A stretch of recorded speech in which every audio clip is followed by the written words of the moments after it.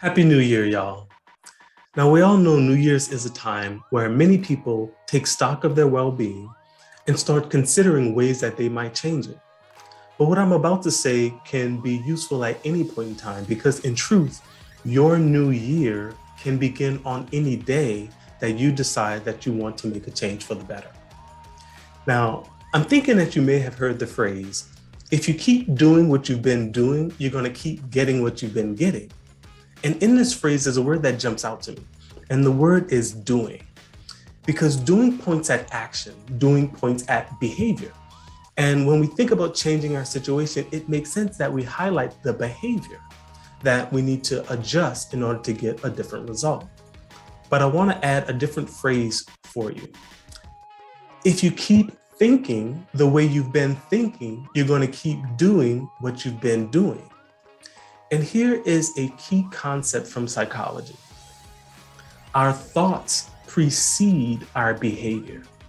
So if we want to influence our behavior, we often do better when we trace back and explore our pattern of thinking.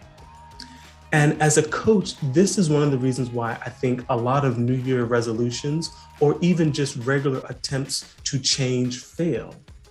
And it's that we put so much emphasis, maybe too much emphasis, on what to do or what behavior to focus on, and not enough emphasis on how we are mentally approaching a situation or how we are thinking about the change process. Now, as a coach, I often say that coaching is like personal training for your mindset. And when I work with someone as a wellness coach, of course, we talk about what behaviors they're interested in, what behaviors might lead them to a different result. But we tend to spend just as much time, if not more time, thinking about and exploring what is your mental approach to a situation and how are you thinking about different elements of the change process. Now, we're all different and we all have lots of different thoughts that lead us to different behaviors. But I just want to ask you a simple question. How does your thinking about the scale or any number affect your behavior? No judgment if you use the scale, no judgment if you like the scale. I just want you to stop and think about how is your mindset, how are your thoughts around the scale or numbers influencing your behavior? Now, here's a New Year's resolution scenario that probably is familiar to you. If it doesn't describe you in particular, it may describe someone that you know. But after spending weeks in holiday mode, enjoying parties and family and home cooking, we get to the new year and we decide this is the year. I'm gonna lose 20 pounds. So we change our eating habits, we change our exercise habits, and in the first week, we make some progress. The scale starts going down. We're feeling good. We're feeling motivated. Second week, we're still making progress. Third week, we're still making progress, even though it's slowing down. And then the fourth week, we don't lose any weight. And we start questioning everything that we've done for the last month. And God forbid that we gain a pound.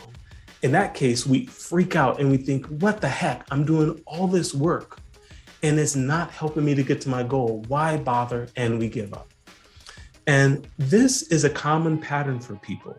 They start down a change path, then they stop. Then the next year comes, they start again, then they stop again.